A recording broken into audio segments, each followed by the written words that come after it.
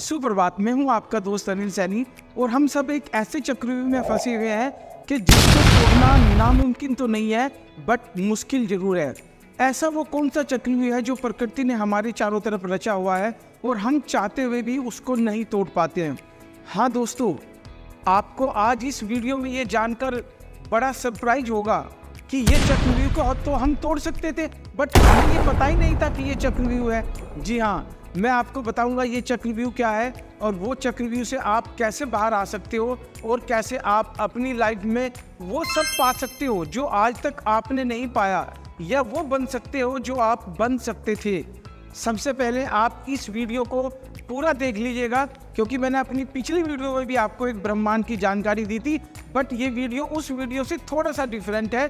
Different ये है क्योंकि मैंने इस वीडियो में अब की बार आपके अंदर झांकने की कोशिश की है, या ये कहिए कि मैंने आपको इस वीडियो में कोशिश की है अंदर से झकझोर करने की कि आप आखिर ऐसा वो कौन सा चक्रव्यूह है जिस चक्रव्यूह में हम सब फंसे हुए हैं और चाहते हुए भी हम तोड़ नहीं पाते हैं। तो आइए सुनते हैं ऐसी क्या बात है इस वीडियो में।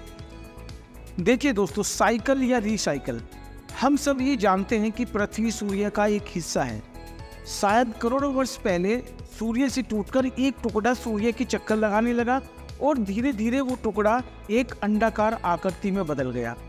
कुछ समय बीतता गया और ये पृथ्वी का टुकड़ा आग के गोले से चट्टानों में बदलता गया। फिर चट्टानों से नदी निकलने लगी और उसके बाद पेड़ पौधों का जन्म हुआ और उसके बाद ये वन एवं वनस्पति और उसके बाद घने जंगल बने।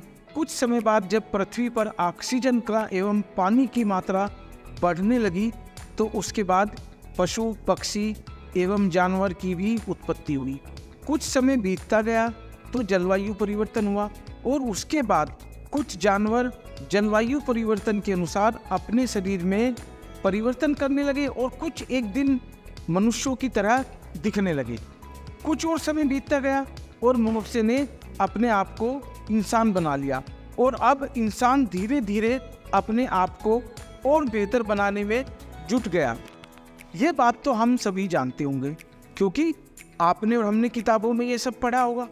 तो इसमें नई बात क्या है? जी हाँ दोस्तों, इसमें नई बात क्या है आप उसको जानने की कोशिश करते हैं।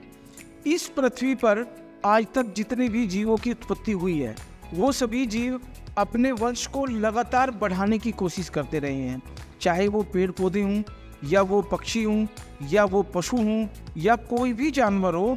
ये सभी हमेशा अपने वंश को आगे बढ़ाना चाहते हैं क्योंकि उनको डर है कि कहीं उनकी प्रजाति इस पृथ्वी से विलुप्त ना हो जाए।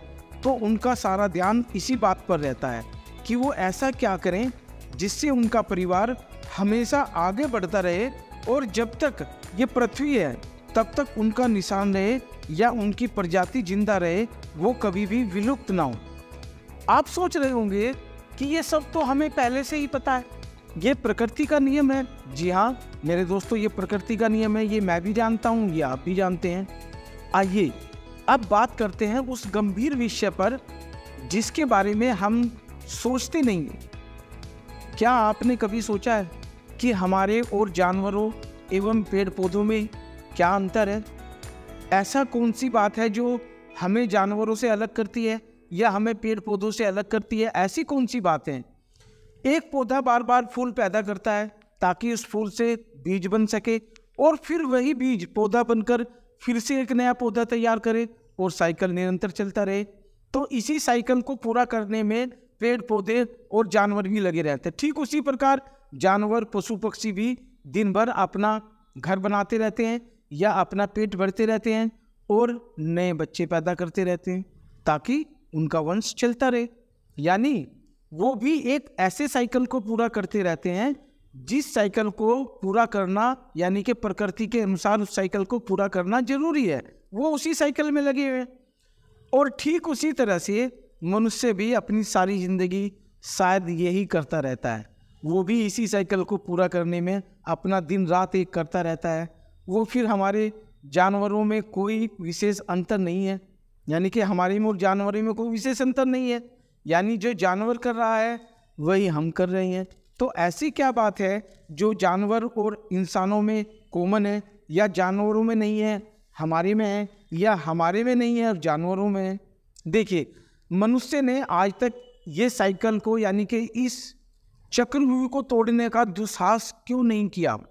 क्योंकि वो इस चक्रव्यूह को तोड़ने की हिम्मत नहीं दिखाता, क्योंकि वो इस आशा में रहता है कि उनका आगे आने वाली जो पीढ़ी है शायद वो बेहतर करेंगी एवं उनका नाम रोशन करेंगी।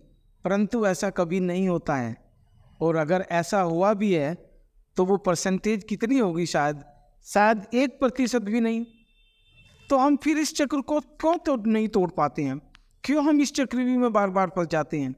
इसका सबसे बड़ा कारण है कि हम कभी भी अपने जीवन का आकलन यानी कि हम अपने जीवन का एनालिसिस नहीं करते कि हमारा जन्म क्यों हुआ, या ये कहिए कि हम अपने आप को जानने की कोशिश ही नहीं करते। हमारा मकसद क्या है? हम जिंदा क्यों हैं?